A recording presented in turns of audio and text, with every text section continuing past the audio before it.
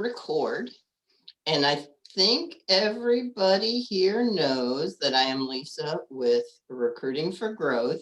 And Josh, I will just turn it over to you after I thank you so very much, because I know I can use your help. And I would imagine everybody else here can do the same. So thank you very much.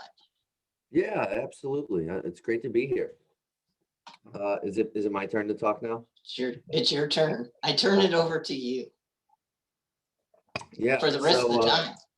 Yeah, well, I'll just give you guys a little bit of an overview of kind of my philosophy about this stuff, and then we can dive into specifics or whatever questions you guys have to make it, applicable, since we've got a good group here and a small enough group that we could probably just spend more time on Q&A than listening to me talk for a half an hour. So I think that, Lisa saw one of my posts on LinkedIn. It was like, it would be great to have you come on here and talk about this. And it was an article about some of the misconceptions that are out there, and that different marketing gurus and marketing agencies and stuff like that often talk about.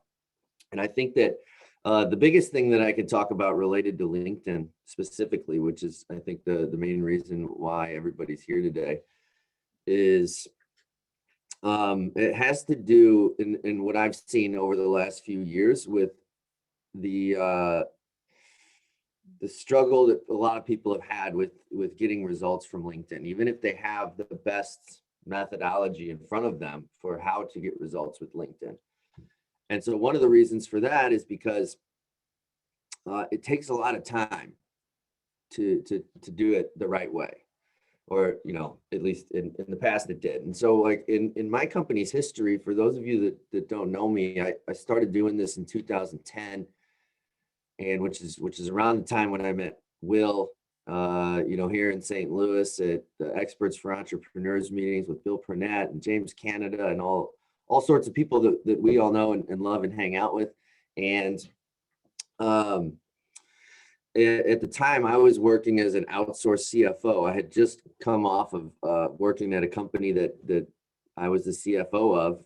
And then when that company closed in 2009, I was like, what am I going to do? And so the first thing that came to mind that I thought was a viable path to getting somebody to give me some money so that I could pay my bills was helping people with spreadsheets and finances and stuff. And so that's what I started doing. And the way that I was getting clients for that business, primarily, I was doing all the stuff that everybody says you're supposed to do. But the one thing that worked best for me was using LinkedIn. And fast forward about a year, and I had a decent little business going, and I was, I had 6-7 clients at any given time, and I was making more money than I had made before. So I was really happy about it. And a couple of those clients asked me if the stuff that they saw me doing on LinkedIn would work for them. And so that was kind of the turning point for my business of getting involved in helping other people with generating leads and sales and all that kind of stuff. And so that really was launched in like late 2011. And I realized really quickly that this is going to be a more viable business that could be bigger than just me working out of my house, which is what I was doing at the time. And so I kind of went all in on it, and the company's grown a lot since then. And it's been really fun. And so in 2013 or 14, we launched our training program because we realized there's a lot of businesses that aren't going to hire us to do it for them, and they want to learn to do it themselves or teach their sales teams to do it and what have you. And that was great. And we did that for a number of years really successfully. And that was the thing that kind of put my company into another level, because we figured out how to build a lot of joint venture relationships and referral partnerships with people who had big audiences, and got involved in kind of the product launch world to promote our training programs. And we gained a lot of notoriety from that, and that helped, propel our growth pretty significantly. And so that stuff went really well. We helped a lot of businesses, like thousands of businesses that went through our trainings or hired our agency, et cetera, et cetera. And I started seeing in probably 2017, 2018, some struggles with what we were doing, and that the people who are joining our training programs, and this gets us to where we're at today in my business. So many of the business owners and marketers and salespeople who are joining our training because they wanted to do it themselves. If we looked at the people who were not successful with it, the primary reason is that it took too much time, to circle back to that concept. And the main two things with that were the part of our strategy involves personal outreach and personal messaging on LinkedIn, one-on-one communications with prospects, referral partners, influencers, whoever it is you're trying to connect with, whatever kinds of opportunities you're trying to generate. And, you know, our what we taught was this relationship building, trust building process where we're going to get connected to hundreds of prospects and we're going to really nurture those relationships. And when the rubber met the road, a lot of people would not stick with the messaging process, because if you have hundreds of prospects in a campaign that need a multi-touch messaging campaign that we're going to follow up with them for months, it ends up being hundreds or thousands of messages to be sent every month, and some people just wouldn't do it. And then along the way came automation tools that, you know, we probably all have seen pop up from time to time, different softwares or tools that can automate certain things on LinkedIn, like automate sending connection requests or automate sending messages to your connections and things like that.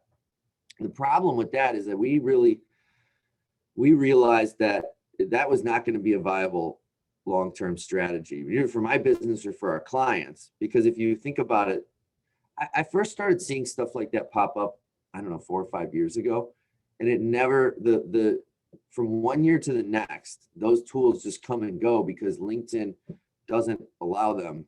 They're prohibited by LinkedIn's terms of service. So there's really there's no automation tool to automate LinkedIn messaging that is really like above board and allowed by LinkedIn. And so, you know, most of our clients don't want to use that stuff because they don't want to jeopardize their LinkedIn accounts. And LinkedIn has ways of detecting that software.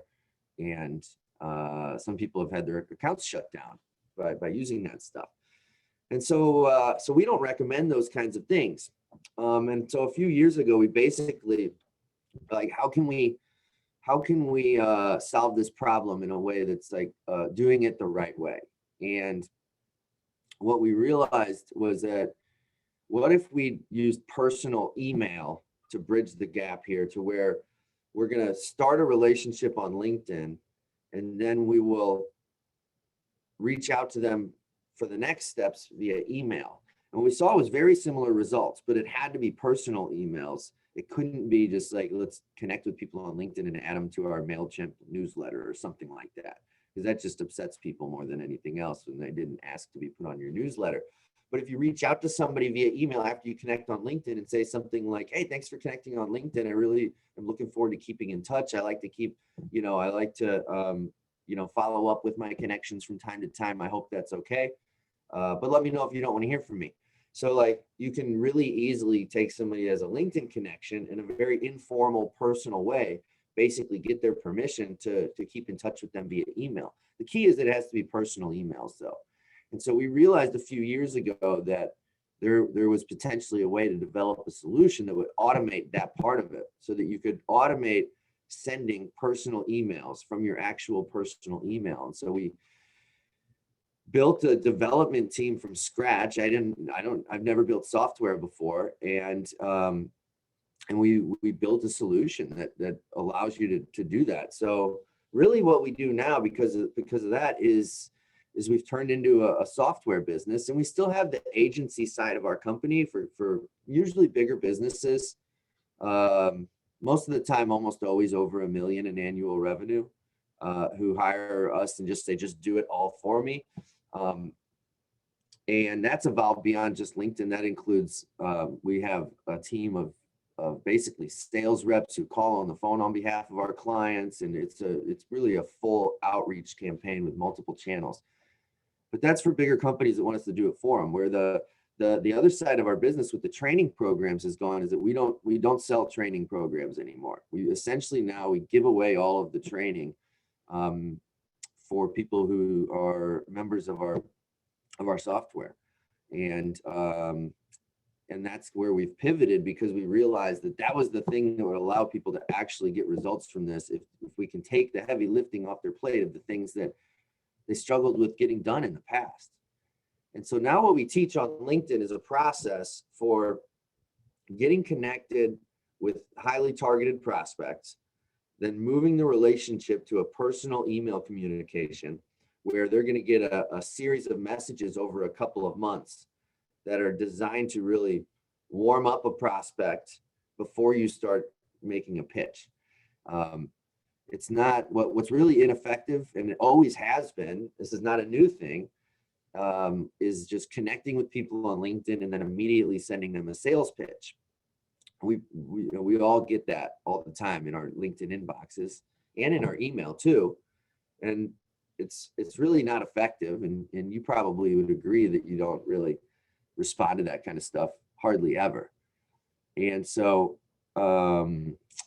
what we found is that if you play the long game and build a relationship and position yourself as somebody who's doing things the right way, that you get a much greater response rate from the people that you're reaching out to.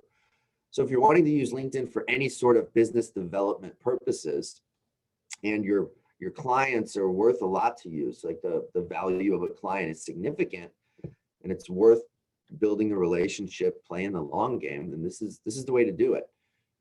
And so, usually what we'll tell our clients and what we recommend is take 10 minutes a day, 5 days a week, to go on LinkedIn, and find people who look like the right fit that you want to get into a conversation with, send them a connection request, and then gather the emails of the people who recently connected with you. And LinkedIn gives you their email addresses. Now, this is an important wrinkle. In the past, you could just download a CSV file from LinkedIn with everybody's email addresses.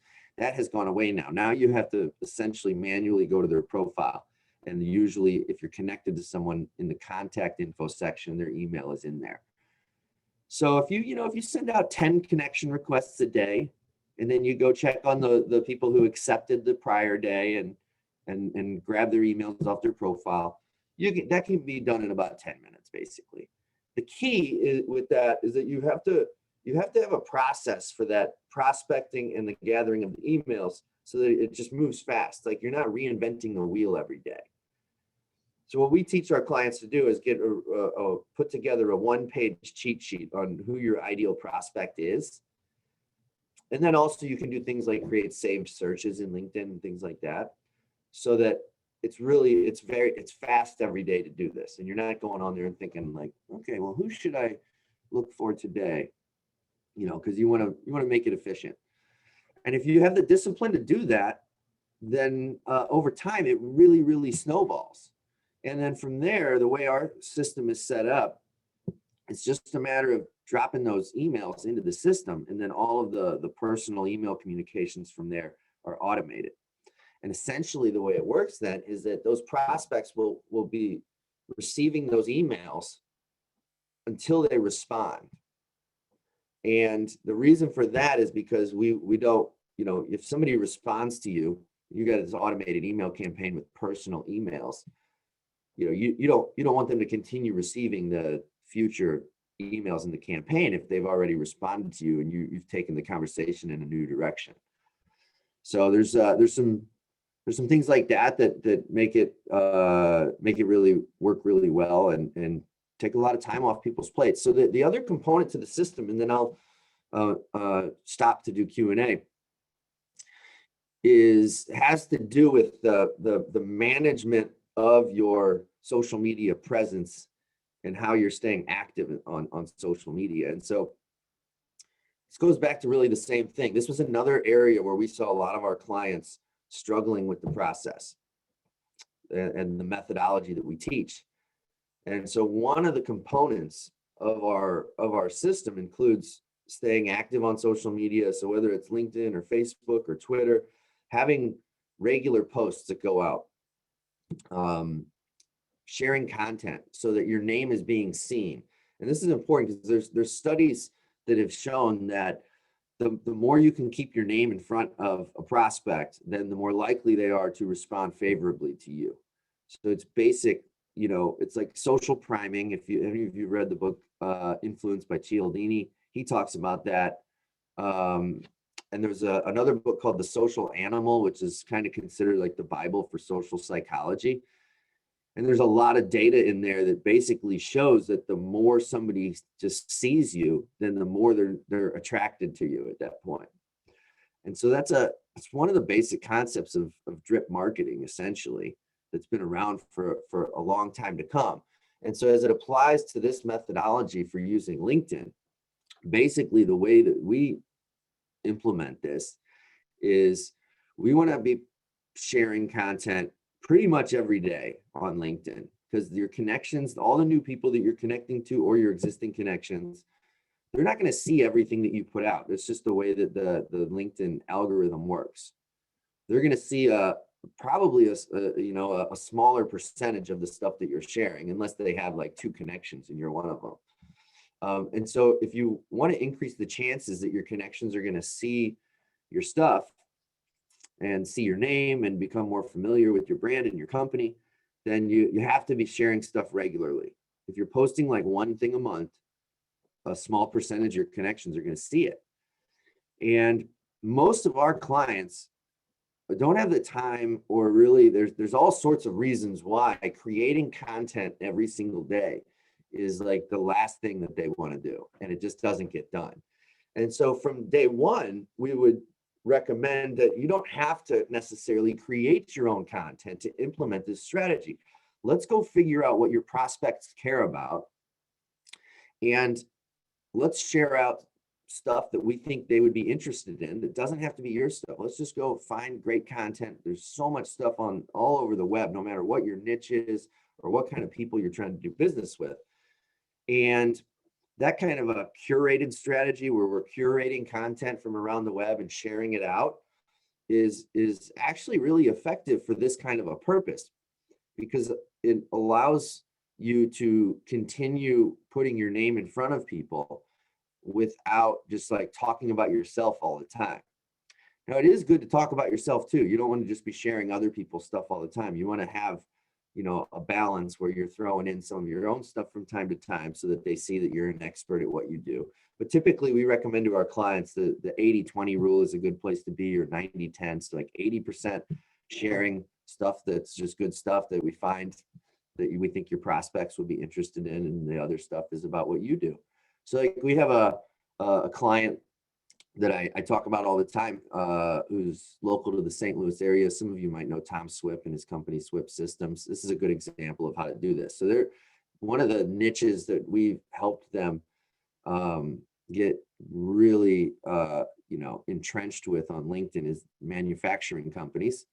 So when we first started working with them, that was they identified that as a space that they do really well in. And so we said, well, let's then focus this campaign on manufacturing companies so that we have something relevant that we can put in front of them. Tom's company is an IT company. He's not a manufacturer. He wants to have manufacturing companies hire him to build software and such.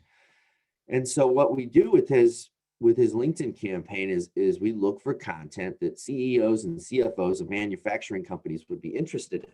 So it's all sorts of stuff. It's like supply chain management, or like safety in a manufacturing environment, or sales for manufacturing companies, that any sort of topic that would be something they would be interested in. And then he's just sharing that kind of stuff out a lot. And then every once in a while, he slips in something about IT stuff or a blog from his website, et cetera, et cetera.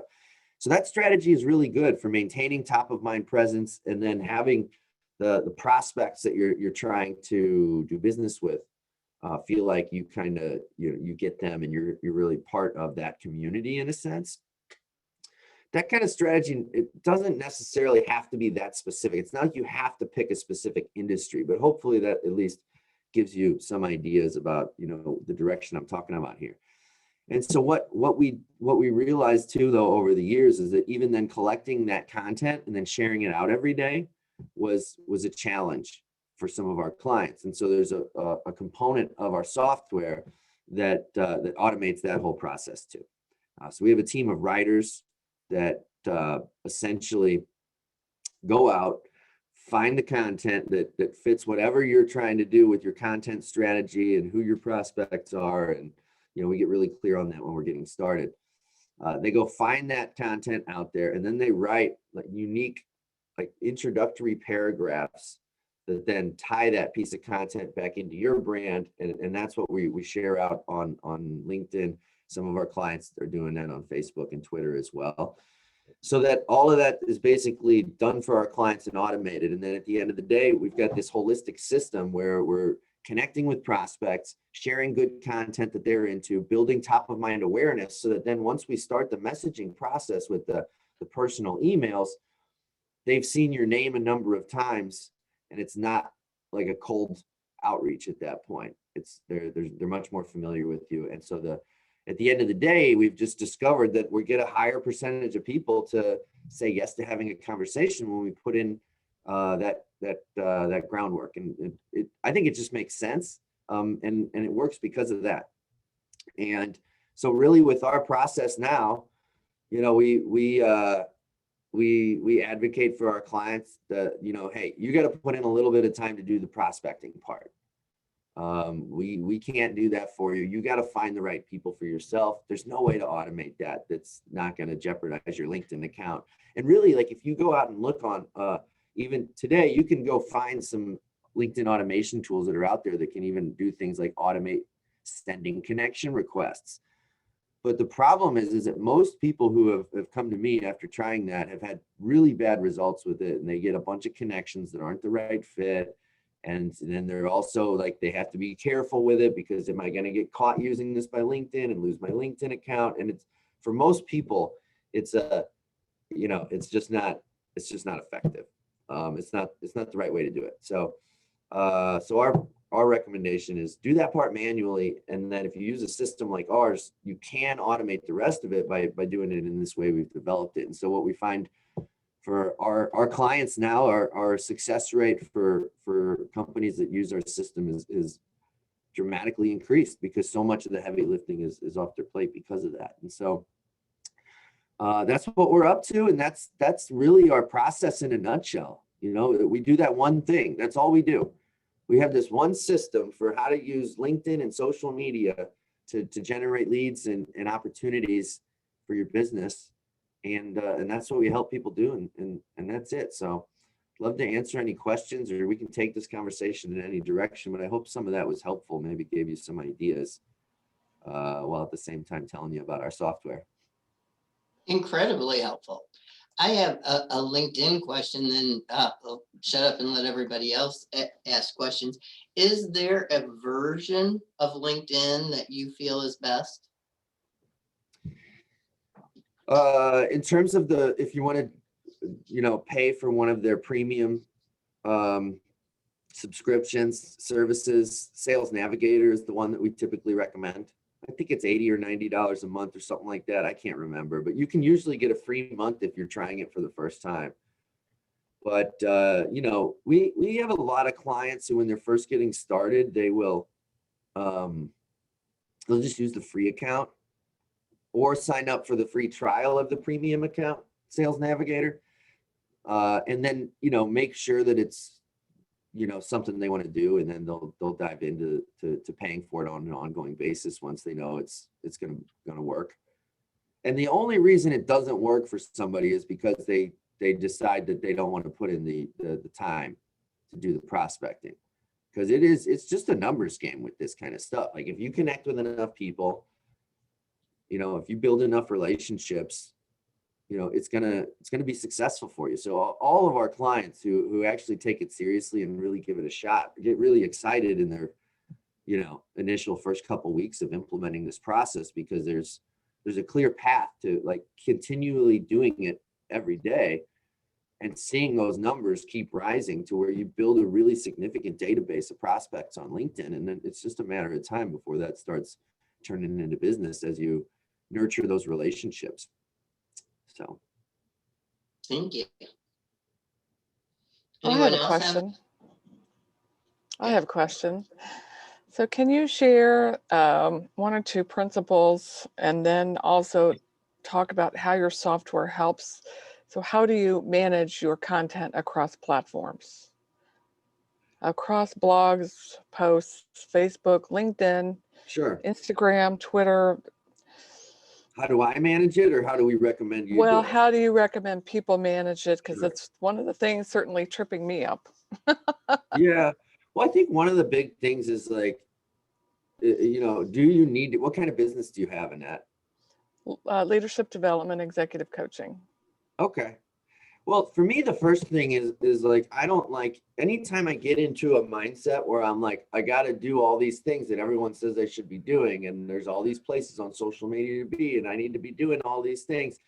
Like, I always realize that there's something wrong with that like mentality in my brain. I'm not saying you have that thought. This is just what this brings to mind for me in my personal situation. Like recently, I'm getting all these people texting me of like, why aren't you on Clubhouse? And I'm like, I just don't want to spend my time there right now. I've got other things that are working for me. And I'm not disparaging Clubhouse for anybody who's spending time there. Everyone's saying it's amazing. And I like, you know, maybe I'm missing out. But my point is that like if you go look up my Instagram profile right now, there's nothing on there basically. Like I used to mess around with Instagram, and right now, like myself and my marketing team we haven't done anything with it in a long time. Not because it maybe wouldn't be effective for us, but because like, you know, we can't do everything. And maybe that's a missed opportunity for us. But, you know, we feel like let's just focus on the few things that are like the main drivers for us. And so, you know, my perspective on that is, where are the places that you are really going to pay off for you to be? And, you know, in your case, with the kind of work you're doing, I think LinkedIn is probably number one. And I would just get that squared away first, get that solid and in place, get that system in place, and then look at what's the next thing to do. Now, if you're like, well, I do want to be everywhere, how do I do it? Like, you know, there's some people who say you need to have unique content for each platform because each platform is different and the way you want to engage there is going to be different. I mean, I think that sounds like a lot of work personally. So, you know, I don't really do that.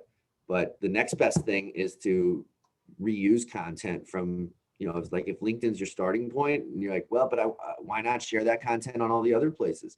Then that's usually not a difficult thing to then implement with different automation tools that can, you know, share content from one place into another.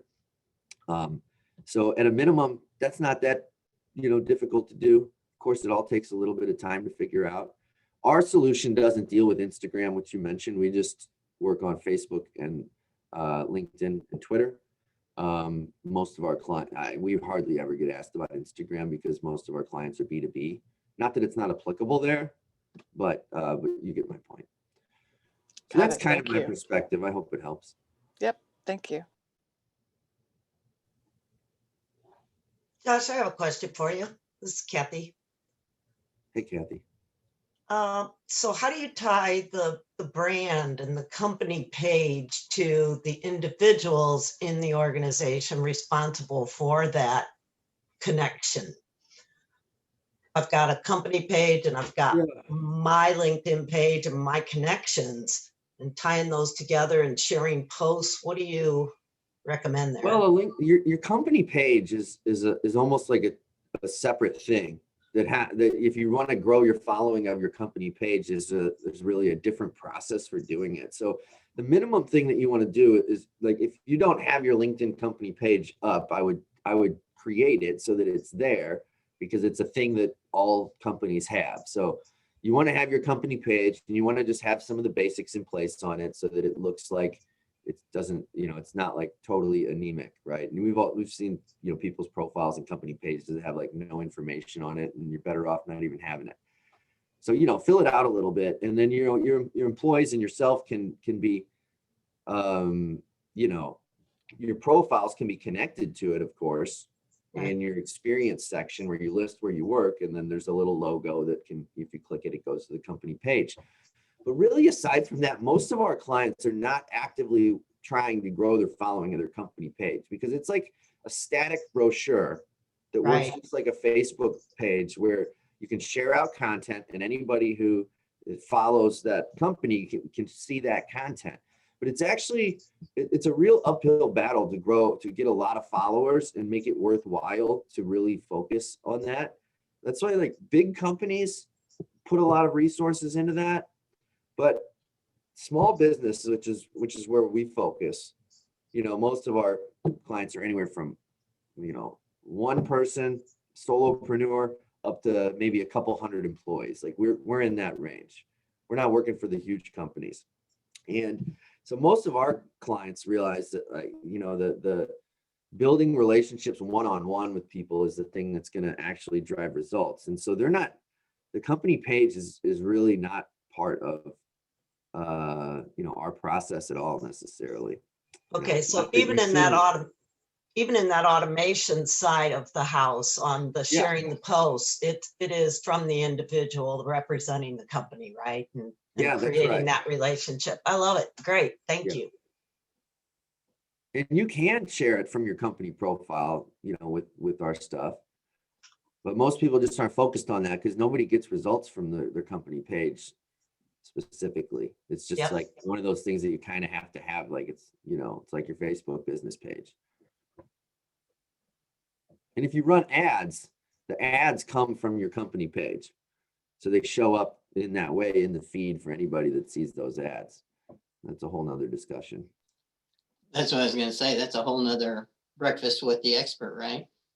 Yeah, that's something that you know, we find that most of our clients aren't focusing on that at this level. That's when once you get to a point where you're looking to scale, then that is where you start focusing. So, you know, some of our clients are doing that, and we have an agency that helps them with that. But ads are, you know, you got to be in a place to invest a lot more to make it work and have more assets in place. It's a more complex and sophisticated strategy that you know you really have to be willing to invest in and see it through for quite some time before you're going to get results from it, essentially. You know, because you're spending money to try and acquire customers. You have to build some sort of a funnel. You know, a lot more layers of different things that have to be done, and all of that stuff takes time. And that's a misnomer that's out there that is one of the challenges that I see a lot of our customers have too, with like all the talk about like Facebook ads and funnels, et cetera, et cetera. And that stuff can be really effective. We do a lot of it for my business, but you know, it's not the first place to start for most people. And the thing that most people don't realize is like, that's a long-term process to get to work. It's not like it's not easy to build a funnel that converts really well and is really profitable. It's just not, it's a little more complicated than that. And so we've seen a lot of clients who have spent money on those things and had it, you know, not work and give them a bad taste in their mouth for online marketing in general. Not to say it can't work for some people and isn't worth doing. Because if you can get it to work, like that's a way to really, you know, grow your reach in a big way. So. Well, I want to thank you again, Josh, for doing this. And I know that I could keep you pretty much all day just asking individual questions. But tell everybody how they can reach out to you for your services. And can you talk just a tiny bit about your books? Yeah, sure. So I'll put a link in the chat. We have a thing we're doing right now. We're right in the middle of our biggest annual promotion for our program. And I put a link in the chat there for that, for anyone that wants to check it out and see what we're doing. So we have a special going on right now with that's lasting a couple more days. So you guys can check that out and see if you're interested in being a part of that or not. And my books are, you know, the first book I wrote is called Connect, which is that plaque on the wall behind me over right there. And so that one was my, like the first book that I wrote that was a real, I put a lot of effort into it, and it was like, you know, let's really get this out there. And it made the Wall Street Journal bestseller list, and it's really exciting. So I'm really proud of that, and we've continued to use it. I send it to people, you know, in our agency specifically. It's really helpful, like sending a book to a prospect, you know, that's in the sales funnel. is a really effective thing to do. So yeah, lots of people are introduced to our work from that. And then I wrote another book called Booked, which is kind of like a follow-up to that. Some of the same concepts are discussed in that, but then I layer on some more things in that. So a lot of people read those two books and have enough information about our system that they don't even need to hire us. So if you want to read a book about LinkedIn marketing, there you have it. Terrific. Thank you very much. Yeah, absolutely, Lisa. I appreciate you having me. It's great to be here with everybody. Oh, it's truly my pleasure, and I truly thank everybody for joining us so early on a Tuesday morning. So anybody have any one last question for Josh before we go? Then thank you very, very much, everyone. See you soon, I hope.